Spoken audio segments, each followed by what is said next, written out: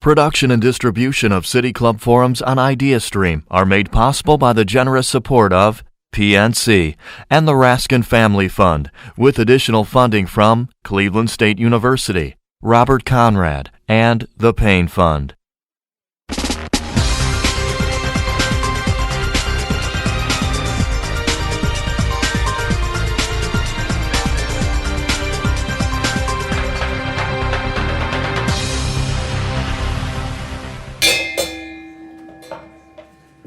Good afternoon. We would like to welcome all of you members and guests, and those of you who may be watching on television or listening on the radio, to our regular Friday forum of the City Club of Cleveland. My name is Dick Pogue. I'm a former president of the City Club, and it's my distinct privilege to introduce today's speaker, who is Mustafa Akyol, whose very timely subject is Islam compatible with freedom? Mr. Akyol lives in Istanbul, Turkey, makes frequent trips to the United States. He's a renowned columnist on Turkish matters. He writes regularly for two Turkish newspapers, one of which is in English and one in Turkish. And he's a prolific writer and speaker in various subjects involving the Muslim faith. He has regular columns for the International New York Times and a number of other publications, including several in the Middle East.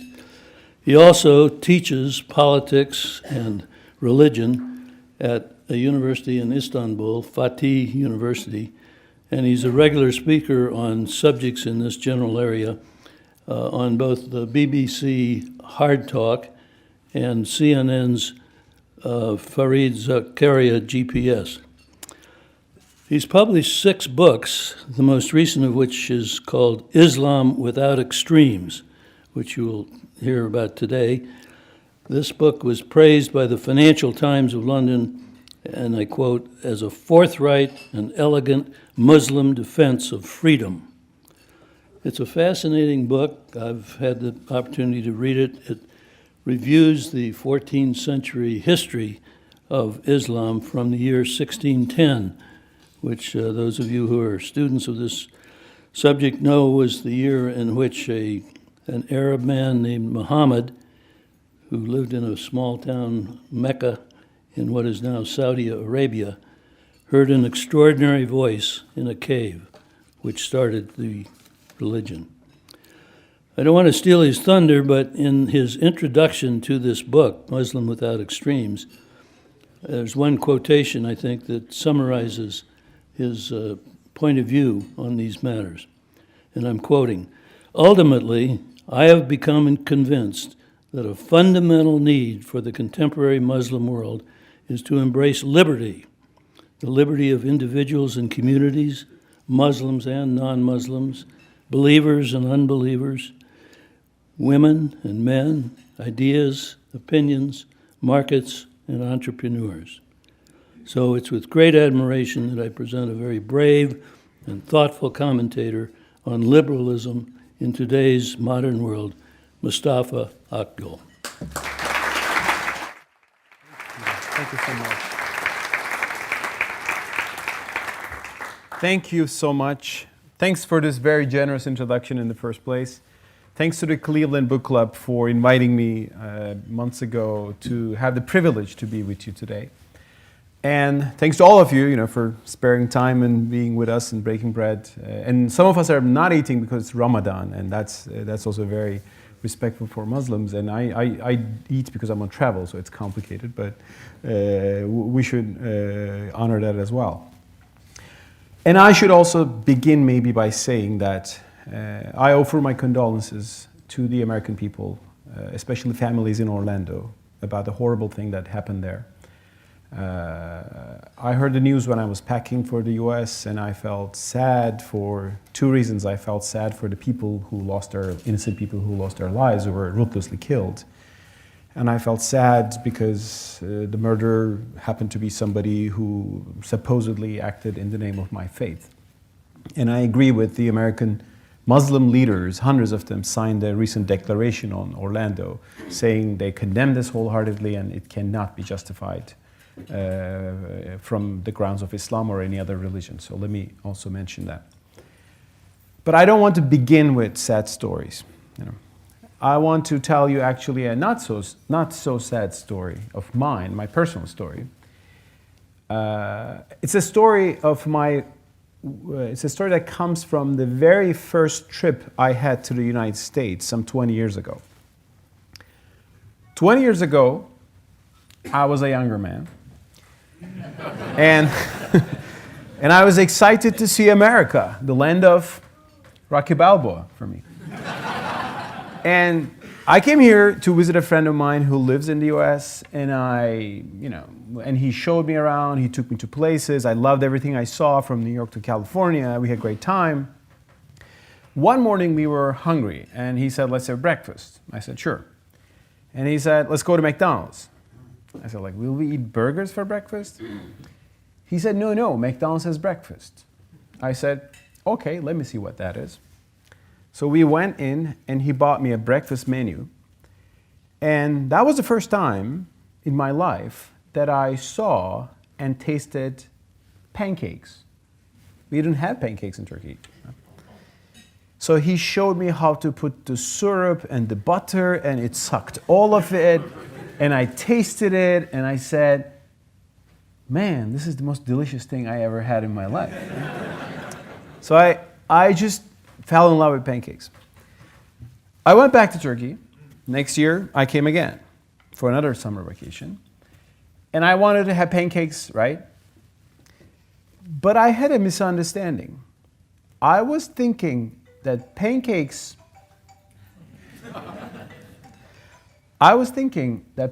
are an exclusive McDonald's product. So I was desperate to find a McDonald's restaurant before 10:30 a.m. because I had figured out they changed into lunch menu at 10:30 to get the pancakes, right?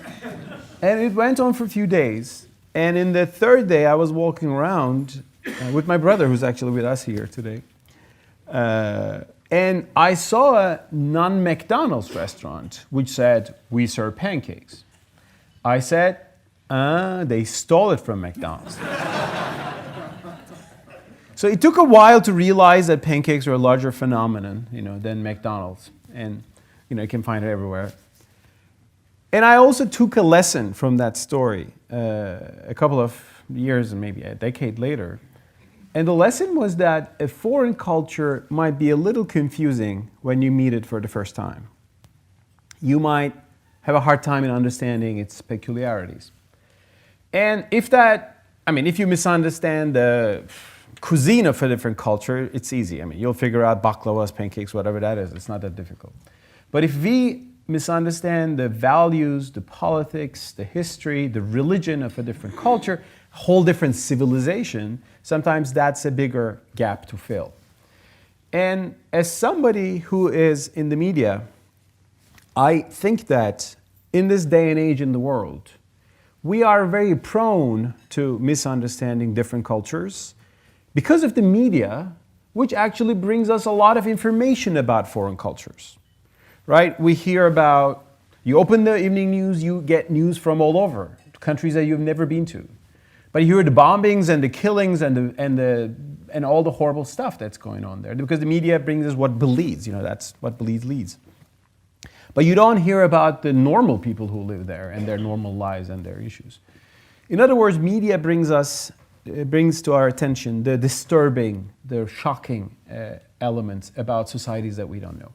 So, since 9/11, understandably, Americans have heard a lot of horrible news about the extremists in our part of the world, which do exist, which are a big problem, which do threaten us as well too. But they are not the only thing about, of course, Islam, this great civilization and the Muslim world. But let me tell you one thing. The same dynamic is working on our side as well. In other words, the news people hear in the Middle East that are coming from the West do not reflect the nicest voices from the West. It emphasizes the not so likable voices that are coming from the West. Let me tell you, for example, an example. In 2012, I made a research to figure out which American religious leader appeared most frequently in the Turkish media. The research, which I'll admit was simple, it was a Google search, which took 7 seconds. I just typed the word pastor in Turkish and see what comes out. And it showed me that the most frequently quoted American religious leader in the Turkish media was the gentleman in Florida who wanted to burn a copy of the Quran. I understand it's his constitutional right. I'm not against people's rights. But you can use your constitutional rights in a polite way and in an offensive way. It was a kind of offensive way he used. But what is important is that I know many prominent Christian leaders said, don't do this. This is wrong. You shouldn't offend these people. But they didn't make the news. I woke up actually in Turkey one day and I check a website, and popular website, it says, now they are burning our Quran. It was not they, it was a leader of a small denomination in Florida who had a certain view of expressing his opinions. Therefore, we should be careful not to fall into that trap. And that is why sometimes when I speak to Western audiences, I find myself telling, they're actually not that bad, the other side. And I tell the same thing to my fellow Muslims. When I speak in Turkey, when I speak in Malaysia, when I speak in the Muslim world, I say, the West is actually not that evil as you think. There are good people there and they are questioning things. And because they have a very negative image, selected, colonials and whatever, they have a certain image of the West. And that's why we need conversation. That's why we, instead of just looking at that world and looking at the fanatics among them and painting a picture. However, I'm not here to tell you that everything is relative and we should just understand each other. I'm also here to speak about some real problems in the Muslim world today. Because yes, the fanatics don't define us. Yes, the authoritarian Muslims don't define all Muslims, but we do have them. We do have these problems. We do have ISIS, we do have Al-Qaeda, and how these groups came out and what's the origin of their theology, their philosophy, and what drives them, their ideology. We have to face these things. And that's one of the things I'm trying to do with my writings. But I'll tell you something, ISIS, Al-Qaeda, these groups are very marginal. They make a big impact because of their violence, but they're very marginal.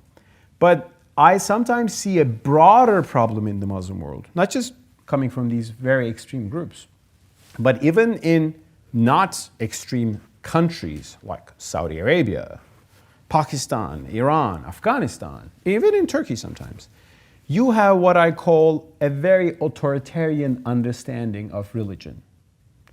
Like a kind of understanding which imposes religion on people, which forces people to be religious, or punishes blasphemy, punishes apostasy.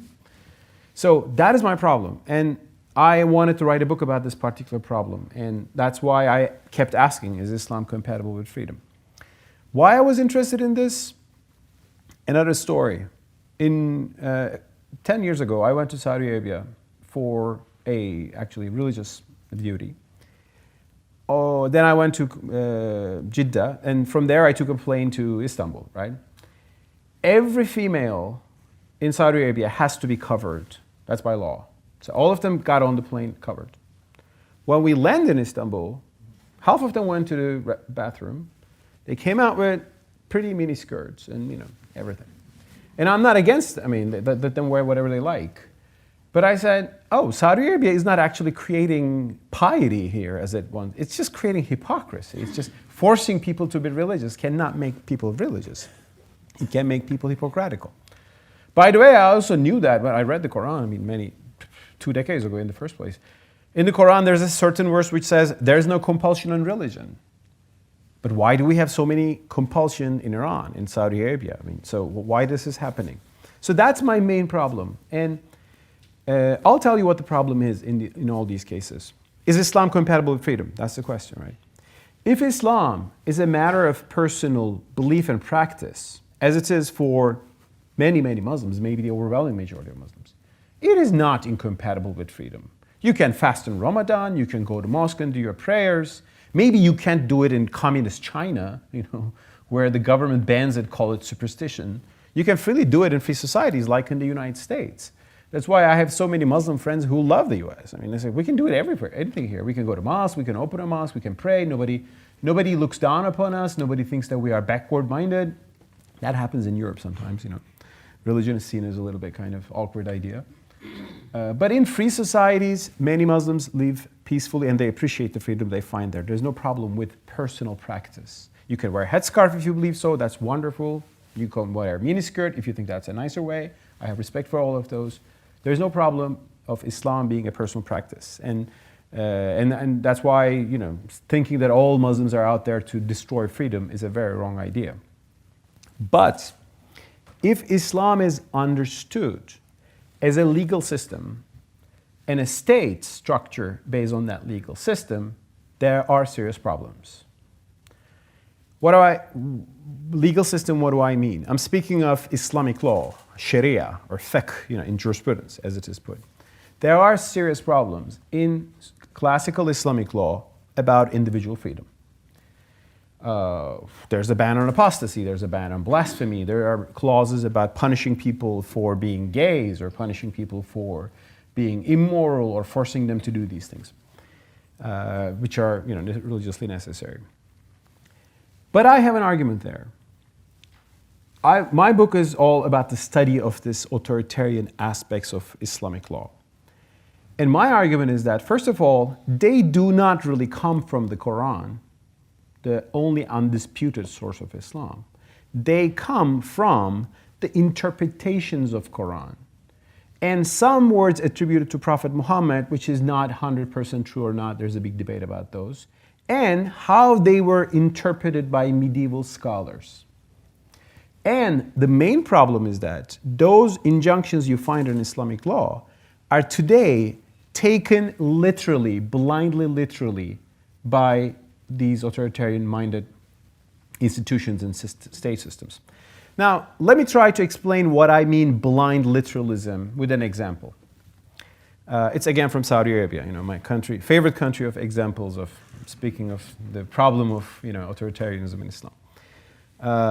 If you have friends from Saudi Arabia here, with all due respect, I have great culture for Saudi values and society, but I have problems with certain institutions and mindsets. In Saudi Arabia, there are many bans. Many things are banned. There are no cinemas, there's no bars, there's lots of things are banned. One of the bans they have is that they don't allow women to drive cars. Maybe you heard about that. Probably you can't imagine how that would work in the US, right? You can't drive a car, you can't even go to a supermarket, that's how US generally society is. But in Saudi Arabia, women are not allowed to drive cars. Now, I've discussed this issue with Saudi scholars a couple of times. I said, why don't you allow women to drive cars? Well, they had different reasonings. They said, we want to protect them and blah, blah, blah. And at the end of the day, they say, Prophet Muhammad said so. And you ask, what did he exactly say about driving, in 7th century? There is a hadith saying, attributed to Prophet Muhammad. They quote that. It reads literally like this, quote, do not send women alone to the desert, end of quote. Do not send women alone to the desert. Now, I asked, how should we interpret this hadith to a Turkish authority on this, Professor Mehmet Görmez, who's the head of the official religious institution in Turkey. He was the head of a hadith project which was about revisiting all these sayings. He told me, Mustafa, at that time, between Mecca and Medina, in the desert, there were bandits. So they were attacking every unprotected caravan. So a woman walking alone in the desert would be prey to these people. So Prophet says something about that context. It shouldn't mean a woman should not be able to drive an SUV today, in the middle. But if you don't understand the intention and the context of that injunction, and if you say we'll blindly do this today, implement this today, you end up doing what the Saudis are doing when it comes to women. Now, there are other examples of blind literalism, and they cause even more serious problems than women not being able to driving. That's a big problem in itself, of course, too. And that is actually one of the major issues when this issue of Islam and freedom comes up. That is the issue of apostasy. Apostasy means, leaving your religion, right? You're a Muslim and one day you read the Bible, you're inspired and you say, I want to be a Christian. Or you become a Buddhist. You become an atheist. You become something else. So in free societies, what do we do to apostates? What do we we don't do anything to them, right? It's their opinion, it's their fate, it's their feelings, and we have to respect. We can be sorry for that person, thinking that he's losing the true faith, but we can't do anything about it.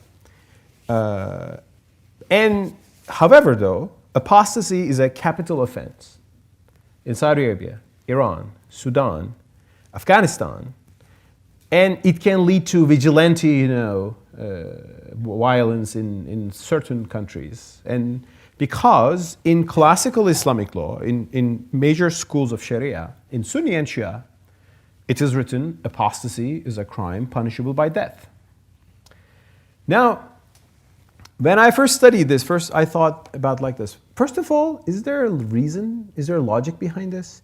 If somebody doesn't believe in Islam anymore, and if I can tell him, you're not supposed to leave Islam, even if you don't believe in, otherwise I'll kill you. Like, he can at best become a hypocrite. Like, what's the point of forcing somebody to stay in the religion? And it's not a great idea to tell to the world. I mean, we have a religion that you can enter, but you can't leave. Sounds like Hotel California, you can. Not a great idea. So there must be some problem with this. And I know in the Quran, there is nothing that bans apostasy. As I said, there's a very clear verse, let there be no compulsion in religion, la ikraha fid din.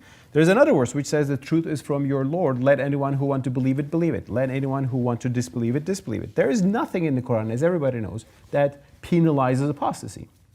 The Quran says unbelievers will go to hell, but that is an afterlife, and that's about God. That's not about doing something in this world. And if you don't believe in hell anymore at all, so it's not an issue for you anymore. Why then do we have a punishment for apostasy in classical Islamic law? Well, when you read the writings of medieval scholars who said apostasy is a crime that should be punished by death, you see something very interesting. Those scholars were living at a time when the Muslim community was at war with the Byzantine Romans and the pagan Sassanid Empire. And for them, an apostate was somebody who left the Muslim side and joined the enemy. So a tribe would leave, desert from the war and join the enemy. They would be called apostates. So they were just with the sword going to the other side to kill you. They were speaking of what we would call high treason today. And high treason is still not very tolerated in armies, at least in the world today. Now, that's, for example, why the Hanafi scholars, Hanafi school is the most lenient and progressive school in Sunni Islamic when it comes to jurisprudence. Hanafi scholars wrote that in medieval era. It says, apostates should be killed if they're males. Females don't count. This was not misogyny. There are examples of misogyny, but this was the simple recognition that women are not soldiers, so you're not concerned about them. You're concerned about the men who can join the enemy. Now, when you understand this context, you can say, okay, I understand why they thought apostasy must be a crime in the 7th, 8th, 9th centuries. But we are living at a different time. Your fate doesn't define your army, your military obligations, and so on and so forth. It's a matter of personal choice. I mean, if you don't believe in Islam, you're free to leave it if you want so. And there are progressive scholars who say this. One of them is, for example, Rashid Ghannouchi of Tunisia. Actually, he's leading a very moderate Islamic movement in Tunisia, which contributed to the evolving democracy in that country. And he says, Islam should be based on freedom. You can't impose Islam on people. There was a very progressive Ayatollah in Iran who made the same argument, Ayatollah Montazeri. The regime didn't like him, but I liked him, for his ideas. And he said apostasy is not a crime, people can leave Islam. So these ideas are out there, and the war of ideas in the Muslim world is in that sense going on. And you can certainly go blindly literal and say all these things are written and we will implement these things without thinking about it, or you can try to understand the meaning of it, understand the purpose of it, and you can reinterpret it in the light of the modern age. And that battle is going on. But you can ask me, like, Mustafa, you look like a nice guy and you have these nice ideas, but are you an awkward person? Like, does nobody ever would listen to you? Well, I'm not a very important person. I'm not an imam. I'm not anything. But the ideas I'm trying to articulate are actually found in mainstream Islamic tradition. And there are reasons for change, and there are examples of change and reinterpretation in Islamic tradition. That's why in my book, I have a chapter on the late Ottoman Empire and the reforms in late Ottoman Empire, which is one of the nice chapters, I mean, if you want to read books, you know. And there I explain that the late Ottoman Empire, in its effort to incorporate a liberal democracy based on coming from Western institutions, they reformed all of these things. The Ottoman Empire let apostasy be free in the 19th century. The Ottoman Empire established a parliament with Jewish and Christian members. 1/3 of was Jewish and Christian, actually.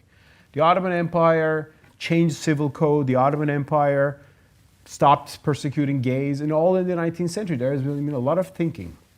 And the Ottoman Empire was something important. It was the caliphate, you know. The Ottoman sultans were not the so-called Caliph Abu Baghdad today, which is chopping of people's heads. The Ottoman sultans were protector of fine arts and Islamic thinking and like Western institutions and everything. So I think it's important to go back and see these examples in Islamic history of change and positive, reinterpretation of the faith. After the Ottoman Empire, what happened was that the Arab world was colonized. Arab countries were expecting to be independent after the Ottoman Empire. Rather than that, they're being colonized. And then the West, European West, became the enemy, the colonizer enemy, and an anti-Western ideological stance emerged. And that trashed out all the liberal ideas as well. And then you had a resurgence of more rigid, reactionary attitudes, which ultimately evolved into what we call Islamism. And in the meantime, also Saudi Arabia, which was always the home of the most rigid interpretation of Sunni Islam, but which was never that important. Saudi Arabia discovered that it is sitting on the world's richest oil reserves, and they thought God gave this money for them to evangelize the whole Muslim world with their own very rigid interpretation of Islam, and that created some of the problems that we have today. Ultimately, I don't want to bore you with all the details, but to the question, is Islam compatible with freedom? I would say it depends. It depends on what you understand from Islam. For me, it is. For millions and millions of Muslims, it is. They just want to worship God in the way they understand, and they should have the right to do that for sure, and they're not a threat to liberty at all. Even if Islam is understood as a legal system, if you go through all these reformations and reinterpretations, you can have an understanding of law, which is about justice, which is about security, which is about values, which is about social justice, which would not be a threat to Islamic law. But there are interpretations of Islam that are obviously authoritarian. And the battle goes on. Just one thing, the same battle went on within Christianity as well for a very long time. Christian Europe was not a very liberal place for a very long time. Heretics were being burned at the stakes, and Inquisition was torturing people for their own souls. It took a lot of thought and effort. People like John Locke had to argue for a religious understanding based on religious liberty, and they laid the grounds for the US Constitution. That kind of Enlightenment tradition. I think we are right there in the Islamic world today. We're at the time of John Locke, where some people say we should not persecute the heretics. It's their choice and so on and so forth. But there are people who are towards that direction, and that battle is going on. Ultimately, this is an intra-Islamic issue. So Muslims can deal with this, and non-Muslims cannot come and reform the religion, right? Or ex-Muslims cannot be reformists. Sometimes they trying to do that, which looks a little unconvincing. But my Western friends ask me, so what can we do? Well, one thing to begin with would be not to buy into this narrative that emerged in Europe, in the US lately, which is saying, oh, all Muslims are dangerous people, like looking at the extremists and then brushing them, painting the whole Muslim community within that brush. That would only help the dark side. That whole confrontation, and which would make Western societies hostile against Islam, and the extremists are saying there are enemies, so that will only confirm their understanding. So just try to understand the nuances. That's why I advise to people when they ask me what should be done. And also, one more thing. when you look at the past 2 centuries of Islamic world, you see actually all these liberalist reformist ideas in 19th century, Muhammad Abduh in Egypt and Namık Kemal in Ottoman Empire. They were pushing these for reformist ideas. And those reformist liberal ideas flourished when Muslims felt more secure and when they had peaceful interactions with the West. The Ottoman Empire had a great era when they were incorporating Western institutions, and Britain and France were allies and friends. They were afraid of Russia most of the time. But when Europe became the enemy after the colonial period, a more rigid, defensive, reactionary attitude grew. So that's why I'm saying, if we want to see a more growingly more liberal, in the classical sense of the word, a more democratic, a more peaceful, a more tolerant Muslim world, we also have to get rid of this big confrontation, because confrontation only strengthens the extremists. That's why I sometimes borrow a slogan from the West. They keep saying, well, it's not a bad slogan, but make love, not war. That's the kind of thing. I say, make conversation, not war. Let's know each other, let's talk to each other, and try to understand the complexities.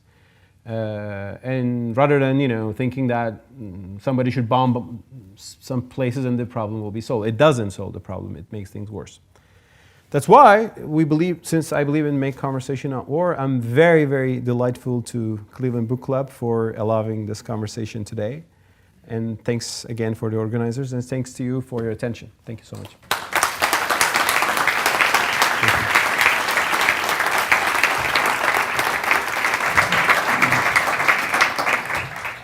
Thank you very much.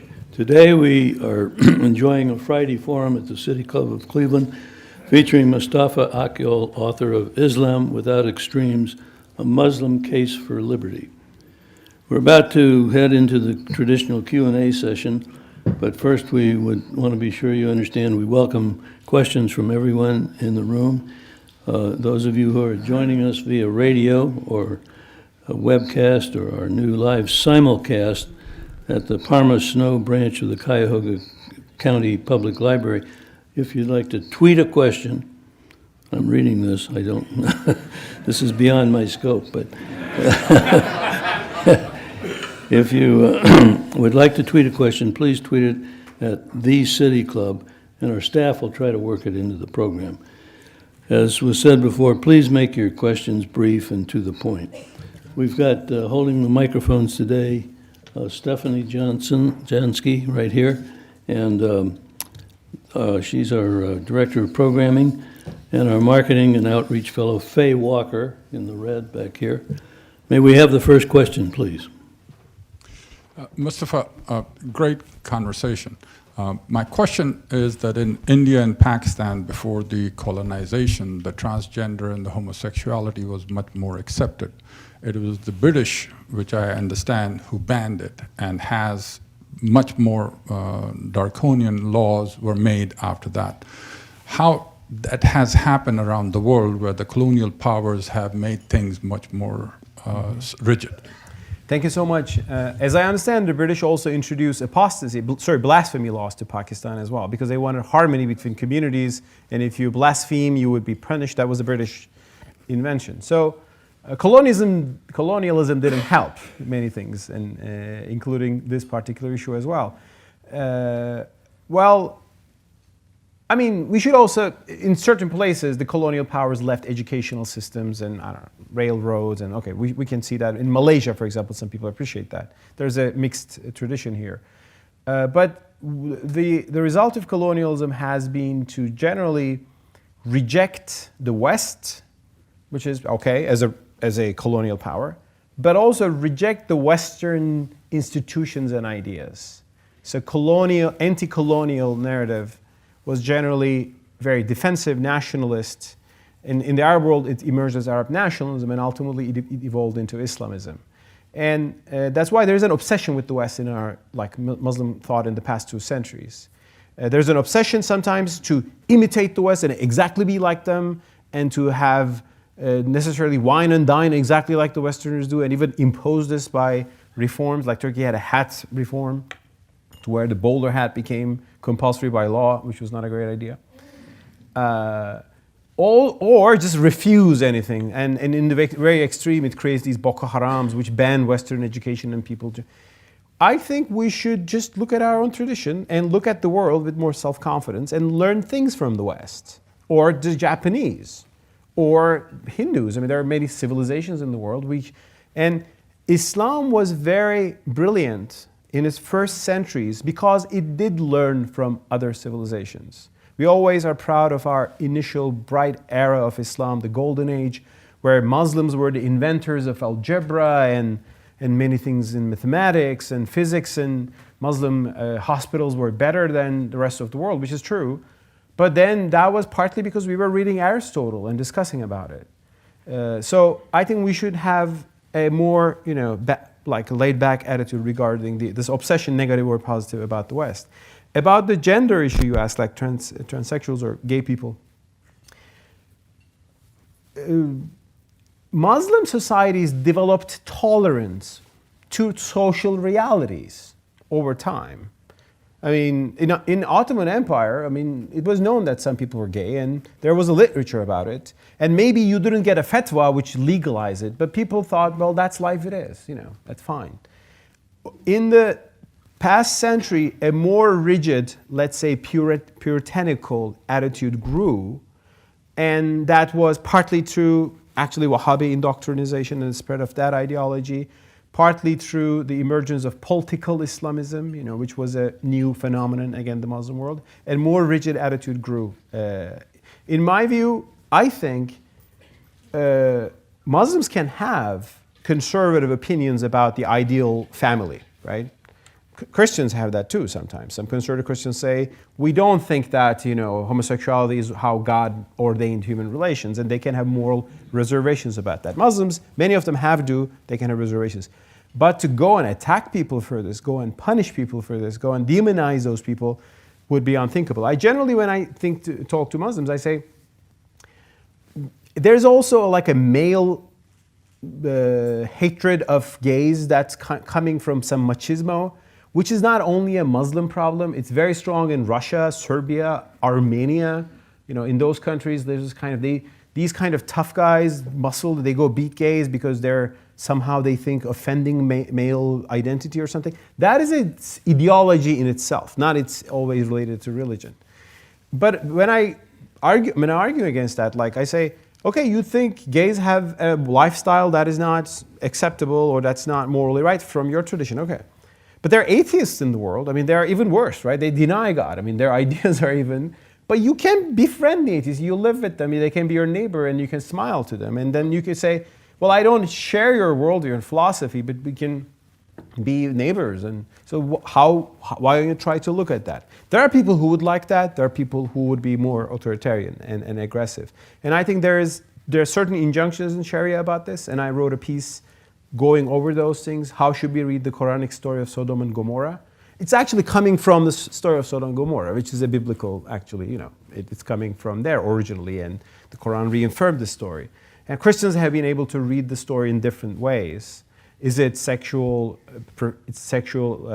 tendency, or is it the sexual aggression that is in the story that is condemned by God? So we have room to think these things. But thanks for pointing out that modernity sometimes made things worse, because it brought something which supposedly looked like more ordering of society, but it increased the authoritarianism. Thank you, sir. Mustafa, thank you for coming to Cleveland to discuss this important topic. 2 years ago, in May and June of 2014, I was traveling in Turkey with a private group of 8 people. And it was right at the time that the Gezi Park protests broke out, and we observed that we saw evidence of protest, but heard no mention of it in the media for some time, a week or so. And when we traveled... In Turkish media? In Turkish media. And actually, I think somewhat the international press was slow to pick up on it too, partly because the Turkish media wasn't covering it. And we observed that as we traveled around the country, there were protests all over the country, and in lots of other towns, Bodrum, the capital, Ankara, etc. It seemed to me that there was a very limited conversation between the protesters, i.e., who were mostly young or probably secular, and the people in the PK party and the government, meaning the prime minister at that AKP? time. Yeah, APK, who's now the president. And there was really no dialogue about the topic going on. It was just protest and police reaction. And that's what, of course, made the news. No legitimate gripes made the news, it didn't seem. So what is the current situation in Turkey on the Islamic secular discussion, and how that's being resolved and worked out, if it is being? Thank you so much. And so with this question, we're entering the complicated issue of Turkey, another complicated matter. Actually, those protests, Gezi Park protests, in which my brother was an active protester, by the way. He's a hero. He just, stood up for freedom, And those protests and the way the government responded to those protests was, for me, the moment that I said, this government is going nuts, Before that, I was sympathetic to the current government in Turkey in its initial years. It was reformist, it was heading towards the EU.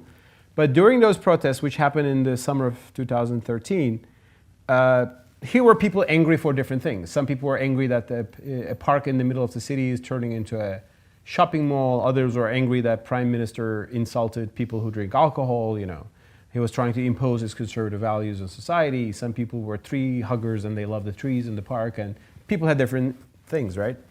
I didn't always agree with their issues either, but they had a right to protest.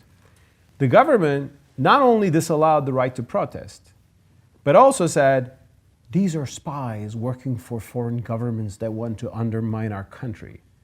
And I said, oh my God, that's not a narrative you hear in a normal liberal democratic country. That's the narrative you hear from Ba'ath governments, basically, to the Arab. This is all conspiracy against our nation. So, and since then, the government in Turkey, and after that, more complications took place in Turkey.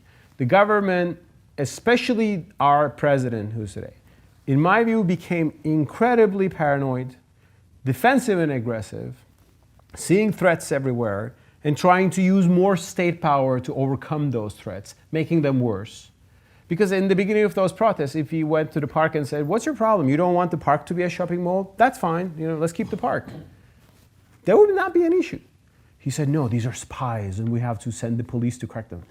He just made everything worse, in my view, if you ask me. And since then, Turkey is in a downward spiral. And it's a democracy. We have free elections, but it's not a liberal democracy. There's a term illiberal democracy where you have elections, but rule of law and freedom of the press is really shrinking. That's what Turkey is today, unfortunately. How much is this related to Islam and the conservative Muslim identity and Islamic or Islamist ideology of the government? To some extent it is, but I think it's more related to universal problems like intoxication by power, arrogance, corruption, nepotism. That's why I'm sometimes saying Turkey is not becoming another Iran when people ask me. It is getting a little bit like another Russia, where you have President Putin, who again does a lot of Christian talk, or Orthodox Christian narrative. But the problem with Putin is that he doesn't allow, independent media. If you're a businessman, if you're a friend of Putin, you prosper. If you're not, some weird things happen to your company, and that is the thing that we're seeing in Turkey, unfortunately. And if you read my book, Turkey Chapter, you would see that in 2011 I had much better hopes. So the only chapter in my book which is outdated now is the Turkey chapter. It needs a big update. And there, unfortunately, things got bad. Still, I'm glad I'm living in Turkey and not other countries in the region. We have tough neighbors. Our longest border is with Syria. It was with Canada, as you guys have, but I hope it was. So that's the case, I can say, about the situation in Turkey. And we need to overcome this phase where we have a leader who is venerated by half of society and hated by the other half, and that leader is also demonizing that half. So it's a very polarized seed. We need somebody to overcome this polarization and bring some dialogue and conversation rather than chest beating. We Turks love chest beating for some reason, but we have to grow up, I think, at that point. Thank you.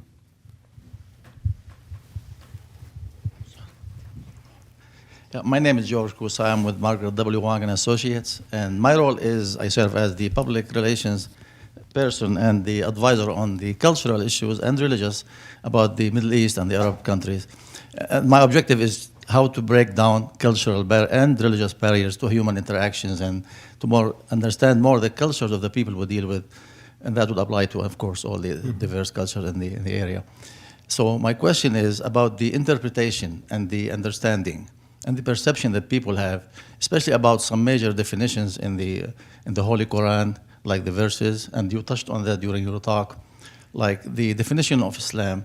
A lot of people who never even read the Holy Quran or had no exposure to people from Turkey, from Syria, for instance, like me, and about the Middle East and the Muslim religion, they see it as sometimes they say, Islam is submission by force, but the meaning of Islam is peace.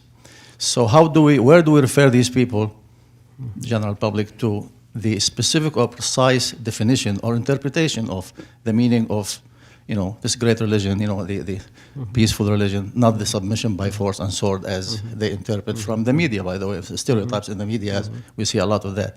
Also the conception of jihad.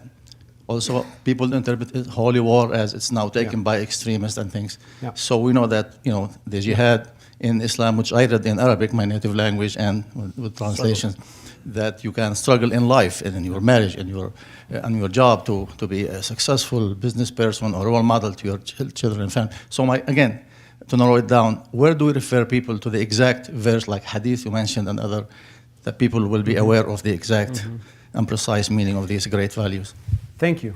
Thank you, sir. Very important questions. First of all, does Islam mean submission? It can mean submission. It can mean peace. The word salam has different interpretations of Islam. But if it means submission, it is a willing submission to God. It's a willing obedience to God. And to be able to do that, you need freedom first. You need freedom to be able to make the choice of rendering your self to God's will. Therefore, if submission means you willingly do that. It's not that somebody's forcing you to do that. In other words, like today, Muslims submit God's authority and they don't eat in Ramadan. Are they sacrificing their freedom? Their freedom to eat, yes, but they're doing this willingly, so they're not sacrificing their freedom. They're using their freedom to have a religious practice. So, of course, if submission is by force, if you force people to be Muslims, to become Muslims, or to be Muslims in the way you understand, that's where the problem starts. And I think the Quran doesn't give us a vision like that. Like you should force people to become Muslims or make them better Muslims by enforcing them. But we have that kind of attitudes in our Islamic history, and they sometimes define certain understandings. Like Christians had some, enforcements throughout their history, and they had to go through rethinking to overcome those. One thing about Islam, though, a little bit different than Christianity. Christianity was a religion of a small religious community in Palestine. When Jesus was crucified and he passed away, there was just a small group of people. And Christianity was, again, a civil community until the 4th century when it became the religion of Rome. Islam became a state religion very quickly, in the very beginning. And that had everlasting consequences. And Muslims started to think Islam and state always linked. And I think that's a legacy we have to untackle and we have to deal with and we have to understand today. Did Islam spread by the sword? People ask that a lot. Like, was Islam a religion of the sword? That concept. Muslims conquered territories. That's true. But they didn't force people to become Muslims. Like big Islamic empires stretching from Spain to Yemen, just in 1 century, Muslims created these big. Ottoman Empire went all the way to Vienna. But it's important that they conquered the place they wanted, and what's that empires do, right? They wanted glory and power. So it was not actually religious in my view. It was a matter of, they used religious slogans, of course. But important to note is that they did not force Jews and Christians to become Muslims. That's why you have Arab Christians today in Palestine, in Syria, in Egypt. That's why Serbs, Bulgarians, Armenians lived as Christians under Ottoman rule for 6 centuries. And when Armenians were horrifically wiped out in 1915, that was not because of Islam, that was because of the rising nationalism in a crumbling empire. So we should underline that, I think, that in terms of, but what does jihad mean? I mean, the other, even more important question. Well, jihad can mean struggle. It's in Arabic, jahd is to do struggle. It can mean spiritual struggle, it can mean intellectual struggle, but it can mean armed struggle too. So in Islam, we have an idea of war, with the sword. That is true, we can't deny that. But, very important point, in classical medieval Islam, jihad as war was always a battle between armies. When the Ottomans were having jihad with the Austro-Hungarians, soldiers were fighting with each other on a battlefield. It never meant attacks on civilian people. It never meant attacks on innocent people. Actually, there are rules in classical Islam that civilians cannot be targeted in jihad, because there's a verse in the Quran which says, fight in the name of God, but do not go against the limits. There's a saying attributed to the Prophet which says, fight in the name of God, but do not kill women, children, the elderly, the monks, don't cut down trees. So it had its like a just war idea with certain rules. The tragedy today is that since the 80s, and not before that, since the 80s, certain extremist thinkers, Salafi jihadism as we call it, emerged saying that, no, we can attack civilians too. They did this by overriding all the classical fatwas, and that's why they were condemned by mainstream scholars, but they opened the way. And they took techniques like suicide bombing from Tamil tigers, for example, and they combined it, they called this jihad. So what I'm saying is today the group called themselves jihadists are bastardizing the concept of jihad. Jihad means if your country is occupied, it's invaded by a hostile army, you can defend it, you can defend your land by fighting with the army that is attacking you. But it can never mean going and killing innocent people in the middle of New York, Paris, Istanbul, or Ankara. But that is the unfortunate thing that's going on today. So we should claim the concept of jihad from those extremists who justify these things. Al-Qaeda opened that way, basically, and ISIS took it to a bigger extreme. That's what I would say about that. My book, Chapter 3, explains these really in detail, and you can check it out. Sure. It seems the implication is that authoritarian regimes like Saudi Arabia use a fundamentalist interpretation of Islam as a way of propping up their power. Is that correct? And Absolutely. And if so, can you have a change in a more liberalization of religion without a earlier or concomitant change in the power structure? Very wise question. Probably not. That's why the matter is war of ideas and also the political and cultural context of those ideas. If you have regimes that benefit from authoritarian interpretations of Islam, they justify themselves through those interpretations of Islam, then the problem becomes a political problem. How do you deal with those regimes? Plus, if those regimes have enormous wealth thanks to oil, and they can subsidize their citizens and buy their loyalty, you are in a bigger trouble. So, yes, the problem is big in that sense. And it's not just a matter of ideas, it's about how those ideas flourish. But it is also important that even in Saudi society, there is now a younger generation which question these authoritarianisms. There was a Saudi movement online a couple of years ago. Mostly people educated outside, so they see the world out there. They initiated this campaign that we don't want religious police, right? Because in Saudi Arabia, there's this institution called the religious or religion police, mutawwa.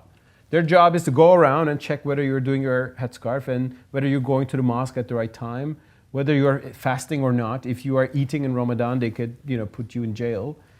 They say, we don't need this. This is hypocrisy. I mean, we want to pray, but not because the government is telling us. We want to pray because we want to. Or if we don't want, we don't want. So the government should not. So even in Saudi Arabia, you have these currents. And I think ultimately, The more Muslim world globalizes, internet, the world, travel, see the outside world, and that will help, and that is helping, I think. In most Muslim societies, you have a tendency towards, in the younger generation. Sometimes it leads to a very other extreme.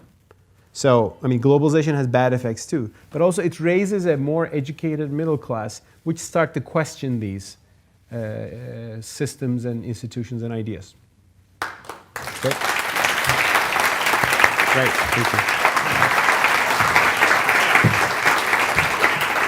Today at the City Club, we have been enjoying a Friday forum with Mustafa Akyol, author of Islam Without Extremes, A Muslim Case for Liberty. Today's forum is the Margaret W. Wong Endowed Forum on Foreign-Born Individuals of Distinction, which was made possible by a very generous endowment gift from Margaret Wong. She could not be with us today, we're sorry to say, but we deeply appreciate her support. Our community partners for today's forum are the Cleveland Council on World Affairs, the Niagara Foundation, and the Northeast Ohio Consortium for Middle East Studies. Our hospitality partner is the Metropolitan at the 9 Hotel. We thank all of you for your partnership. And in addition, we'd like to welcome the guests at tables hosted by Jones Day and by Margaret Wong, and we thank all of you for joining us today. The sale of Mr. Akyol's book, Islam Without Extremes, A Muslim Case for Liberty, is provided by A Cultural Exchange. So that brings us to the end of today's forum. We want to thank you very much, Mr. Akyol. We want to thank you, ladies and gentlemen. This forum is now adjourned. Go Cavs!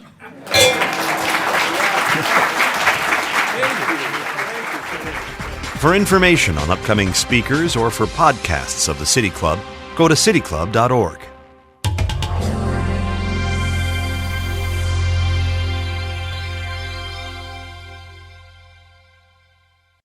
Production and distribution of City Club forums on IdeaStream are made possible by the generous support of PNC and the Raskin Family Fund, with additional funding from Cleveland State University, Robert Conrad, and the Payne Fund.